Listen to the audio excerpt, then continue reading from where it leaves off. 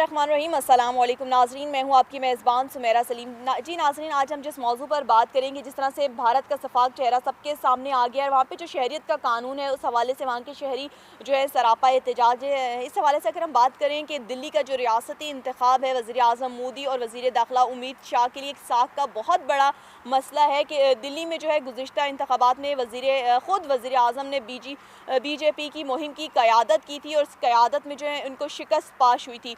इस बार उम्मीद शाह जो है इंतखाबी मुहिम की क़यादत कर रहे हैं और दिल्ली में अगर बीजेपी को शिकस्त होती है तो उसे मोदी और उम्मीद शाह की जो है शिकस्त ताबीर किया जा सकता है।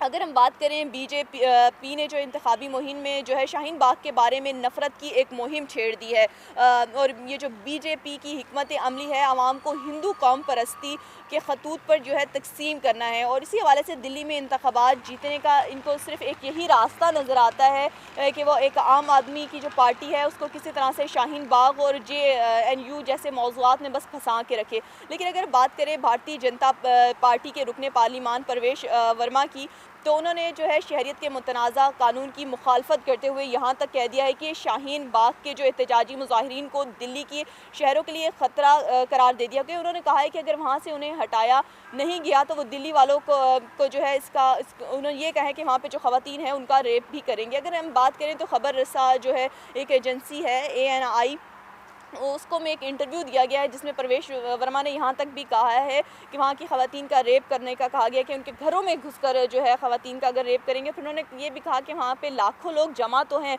लेकिन यही लोग जो है घरों में दाखिल होंगे और आपकी बहन बेटियों को उठाएंगे। उस वक्त ये कोई भी पार्टी जो है उनको बचाने के लिए नहीं आएगी। अगर हम बात करें तो उन्होंने खुलेआम एक धमकी दे दी है कि जिस तरह से यहाँ पर एक रियासती दहशतगर्दी के समा है।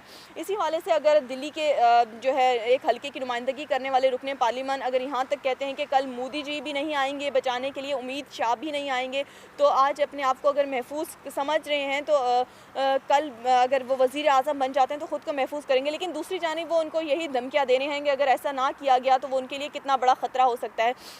अगर हम बात करें हिंदू कौम परस्त ये जो जमात है BJP, इसके सिर्फ अपने मफाद हैं। ये RS के एक नज़रिए के ऊपर चलती है जिसने एक इंतशार फैला के रखा है कौम परस्ती है। जिस तरह मुतनाज़ा कानून का बिल है वहाँ के शहरियों के लिए एक अजाब बन गया है और जो एक नई नस्ल है उसके लिए बहुत बेचैनी की फ़िज़ा बन गई है। दिल्ली के एक छोटे से नवाही इलाके से उठने वाली तहरीक ने जो है अशरों से पैदा किए गए लोगों के मुसलमानों को एक बिखेर के रख दिया है कि वो एक हिंदुस्तान में होते हुए भी ख़ुद को महफूज नहीं समझ रहे हैं। और शाहीन बाग ने मुल्क में मुसलमानों बिलखसूस जो है मुस्लिम ख़वातीन का रिवायती इमेज भी जो है तब्दील कर दिया गया है। अगर हम बात करें आज के जो है ज़ेर असर महा इंटर बंगाल और राजस्थान, पंजाब और उत्तर प्रदेश तक में मुजाहरे हो रहे हैं जो भारी जो कानूनीत का जो बिल है इसके, अगर हम बात करें वहाँ पे एक मुसलमान जो है महफूज नहीं है। ये सिर्फ एक हिंदू परस्त जो है इंतहा हिंदू परस्त कौम है जो सिर्फ अपने मफाद के लिए आई है।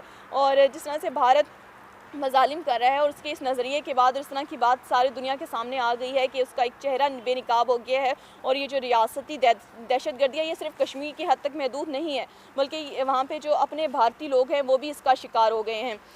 जी नाज़रीन, उम्मीद है कि आपको ये वीडियो पसंद आई होगी और इस वीडियो अगर पसंद आई है तो हमारा चैनल सब्सक्राइब करना मत भूलिएगा और लाइक और कमेंट कीजिएगा। जिस तरह से भारत का एक इमेज जो चल रहा है और जिस तरह से धमकी दी गई है स्पेशली ख़वातीन को कि वो अपने हकूक़ के लिए, इस हवाले से आपकी क्या राय है हमें आगाह करना मत भूलिएगा। अब अपनी मेज़बान सुमेरा सलीम को इजाज़त दीजिए। अल्लाह हाफ़िज़।